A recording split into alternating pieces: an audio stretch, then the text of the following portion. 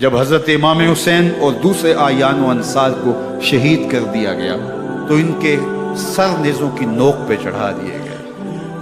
حضرت امام حسین کا کٹا ہوا سر اور باقی 71 افراد کے کٹے ہوئے سر نیزوں کی نوک پہ، اور 10 سواروں کو ابن سعد نے کہا کہ ان کو رون دو، اور گھوڑوں کی ٹاپوں تلے حضرت امام حسین رضی اللہ تعالیٰ عنہ اور ان کے آوان و انصار کو جو ہے وہ روندا گیا، حتیٰ کہ ان کی استخوان مبارک، ان کی ہڈیاں بھی چور چور ہو گئی۔ روننے سے قبل ان کا لباس اتار لیا، ان کے کپڑے اتار لیے گئے۔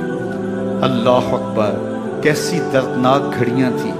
یزید کا صرف یہی بد کرداری کا مرحلہ نہیں تھا، اس کربلا کے صحرا کے اندر یزید نے جس طرح امام حسین رضی اللہ تعالیٰ عنہ کو شہید کیا اور حضرت امام حسین کے خاندان کو شہید کیا، جب مدینہ المنورہ پر یزید نے مسلم بن عقبہ کو مقرر کیا، جس کو بزرگوں نے مصرف بن عقبہ کہا ہے، تو اس کو کہا 3 دن تک مدینے کا حرم تمہارے لیے حلال ہوگا، جو چاہو تم کرنا، اور شامی فوجوں کو اجازت ہوگی۔ تو وہاں بھی انہوں نے 10,000 تابعین اور 700 صحابہ کو شہید کیا۔ حضرت ابو سعید خدری رضی اللہ تعالیٰ عنہ گھر سے باہر نکلے، کافی بوڑھے ہو چکے تھے، تو انہوں نے حضرت ابو سعید خدری کو پکڑ لیا، کہا تم کون ہو؟ کہا مجھے ابو سعید خدری کہتے ہیں۔ تو کہا ہاں تمہارا نام سنا ہے، اور داڑھی سے پکڑ کے کھینچا اور کہا کہ ہے تمہارے پاس جو ہمیں دو؟ تو کہا کہ میرے پاس تو کچھ بھی نہیں، میں تو فقیر آدمی ہوں۔ تو ان کے گھر ان کو لے گئے، تو 2 کبوتر رکھے تھے حضرت ابو سعید خدری نے، تو وہ کبوتر لوٹ کے لے گئے۔ اللہ اکبر۔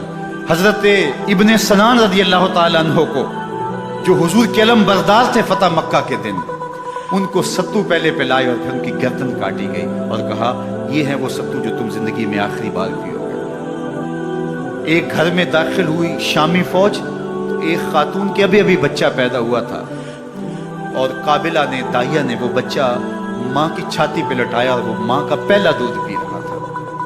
تو یہ جا کے کہنے لگے نکالو تمہارے پاس جو کچھ ہے۔ تو اس خاتون نے کہا تم جانتے ہو یہ بچہ کون ہے؟ تو انہوں نے کہا ہم نہیں جانتے۔ کہا یہ حضرت ابن ابی کبشہ انماری رضی اللہ تعالیٰ عنہ کا بچہ ہے، اور یہ وہ صحابی ہیں کہ جو بیت الشجرہ کے موقع پہ حضور کے ہاتھ پہ بیعت کرتے ہیں۔ انہوں نے اس چیز کا لحاظ نہ کیا، کہا جو کچھ ہے وہ ہمیں دو، ورنہ تیرے بچے کو نہیں چھوڑیں گے۔ تو ماں بچے سے مخاطب ہو کے کہتی ہے، ابھی بچہ پیدا ہوا ہے اور ماں سے پہلا دودھ پی رہے ہیں، کہ بیٹے اگر میرے پاس کچھ ہوتا، وہ قیمتی سے قیمتی چیز بھی ہوتی، تیری جان کے لیے قربان کرتی، لیکن اس وقت میرے پاس کچھ ہے نہیں۔ تو ایک شکی آگے بڑھا اور بچے کو ایک ٹانگ سے پکڑ کے کھینچ کے دیوار کے ساتھ پٹک کے مارا، جس سے دماغ کا بھیجا نکل گیا۔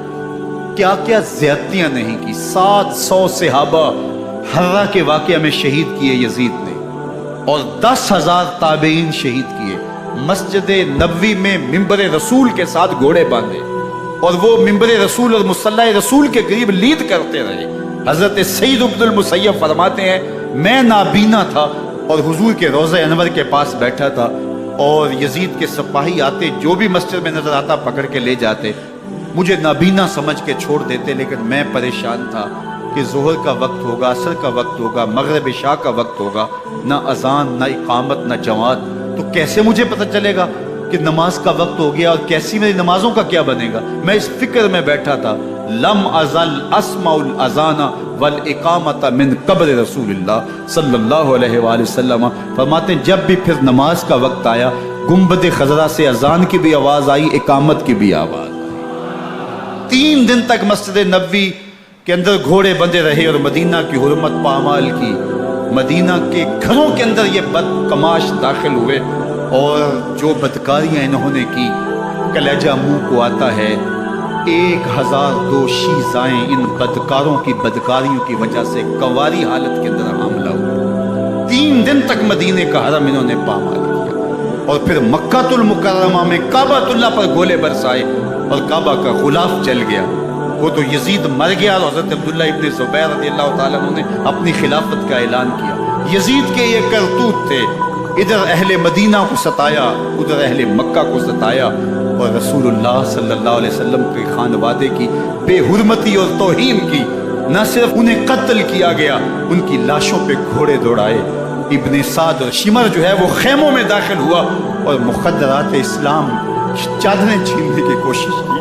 حضرت زینب سلام اللہ علیہا نے مخاطب ہو کے کہا ہمارے چہرے کے رکھوالے چلے گئے ہیں، ظالم تو خیال نہیں کرتا ہم رسول